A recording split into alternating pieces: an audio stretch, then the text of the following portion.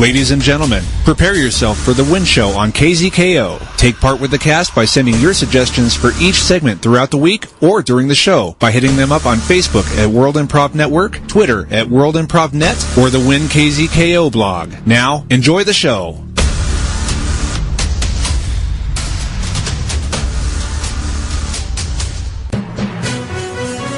It's local. It's global. You are listening to Win World Local News.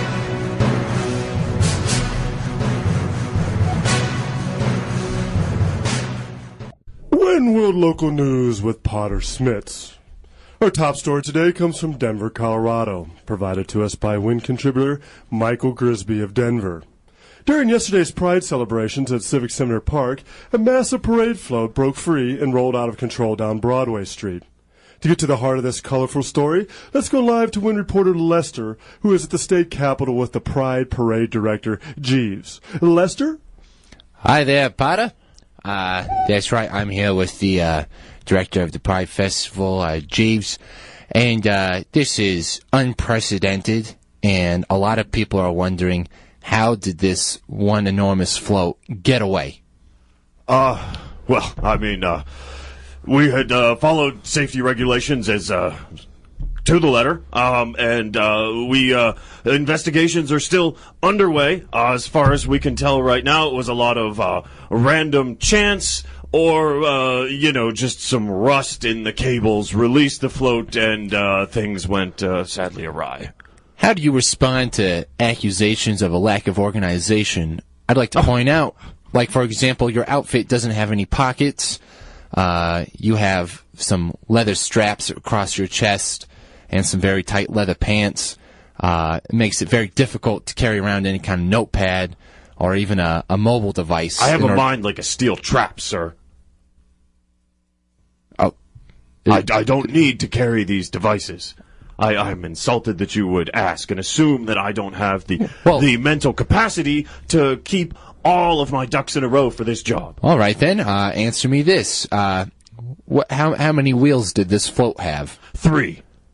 Had 3 wheels. All right, and how many people were allowed and designated to be on this float? I believe fire regulations... you believe, or do you know? Okay. So I can't keep it all. All right? But I love dressing this way. This is who I am inside. This is what makes me feel comfortable. Would you go so far as to say that you are proud? Yes. Yes, I am.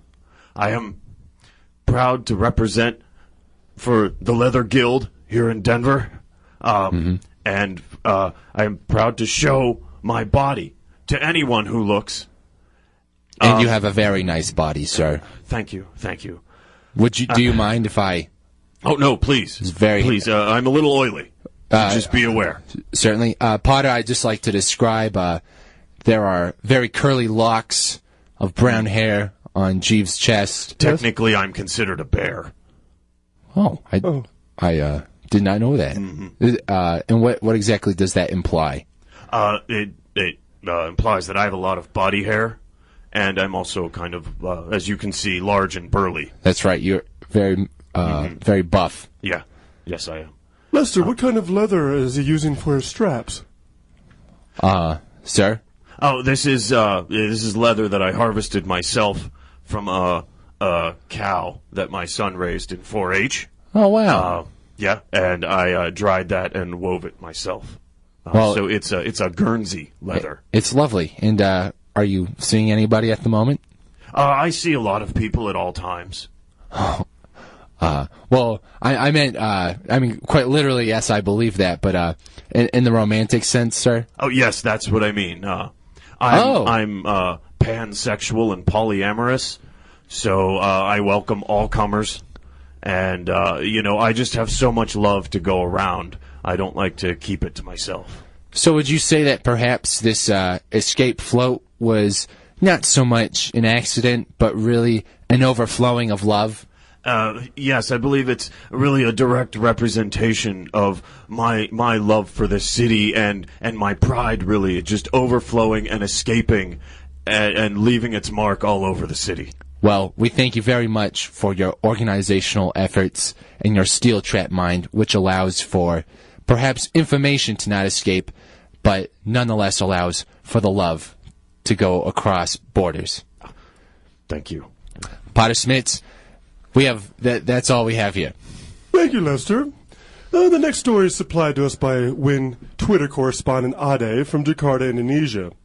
As the blind search for Malaysia airline MH370 continues aimlessly months later, the Malaysian authorities are enlisting the help of psychic mediums and soothsayers to find this missing airliner. Let's turn to the WIN reporter Moonlight Daisy, who is live in Jakarta interviewing the director of the Malaysian Defense Ministry, Mr. Pertnanan, and his personal psychic, Miss Cleo. Moonlight? Hello. Hello. Across all dimensions who are now picking up my vibrations. I am here with Mr. Pertnanan, and why do you believe that there is still hope in discovering this lost flight? I never give up hope. I will always search for this flight until it is found. It was lost on my watch, and it will be found on my watch. And I will use any means necessary to locate the flight and all those souls that it carried inside. Moonlight, I know what this plane is. It is the plane. The plane is on Gilligan's Island, and they parked there. They're having a big pina colada party. Now, Miss Cleo, you have a reputation as a great medium, and you are telling us that these people are on Gilligan's Island having pina coladas? Does that not sound a little silly, even coming from a great psychic such as yourself? It is only silly because the captain was absolutely in love with pina coladas, and the captain wanted to bring the whole crew as well as all the passengers for a big party for several months on Gilligan's Island and drink pina coladas until they can have no more, until pineapples flow out their ears. Am I correct in saying that you two met originally through some sort of psychic disturbance? Yes. I was eating chicken down at the food court, and I felt a pressure on the back of my head, but there was nothing there. And all I knew, I had a vision of 10 numbers in my head, and when I called them, it was Miss Cleo on the other end. Yes. And he has deep pockets. As one of the ministers of Malaysia, he has deep pockets. So at $3.99 a minute, it wasn't so much of an issue. And we spoke for, I think, 7 hours that first night. Have any of the passengers of the lost flight been receptive of your phone numbers, Miss Cleo? Yes, there's 15 of them have attempted to call. However, their cell phones are no longer working because they have no plugs, no power on Gilligan's Island. So unfortunately, I have not been able to take any calls at $3.99 a minute. However, I have been communicating with them all regularly in between their somber states of waking up in hangovers. Where is Gilligan's Island? Well, I am trying to explain it to the minister, and he has the whole military, all 3 of their ships, and all 2 of their airplanes searching for Gilligan's Island. We have mobilized all our resources. Yes, and they're getting closer. I believe, based on the Maui statues, communications that I have, that it is somewhere close to perhaps to Easter Island. Yes, that's where we have dispatched our troops for the immediate search, and they will expand out.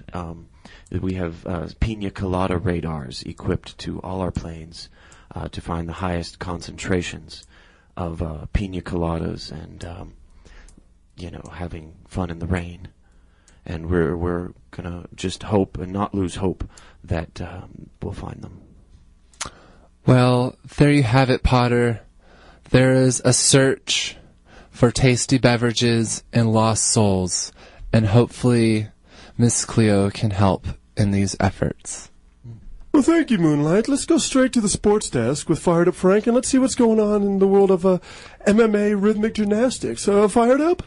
Oh, it's crazy out here. People are getting choked out by ribbons on a regular basis, and I can't stand to watch it. It's horrible. The humanity. Back to you, Potter. Well, thank you, Frank, and let's just finish the show today with Daisy Rainmaker and the weather desk. Daisy? Hi, I was looking at the clouds today, and I saw a giraffe, I saw a choo-choo train, and I saw a big pot of honey, like Winnie the Pooh looks for. So, that's the weather. Well, thank you, Daisy, and thank you for tuning in to Win World Local News. I'm Potter Smittss. Good day, and stay tuned for Community Court next on the World Improv Network. Give the Wincast your suggestions via Facebook, Twitter, or the KZKO Win blog during the commercial break of a case that needs to be heard during Community Court. Next on KZKO.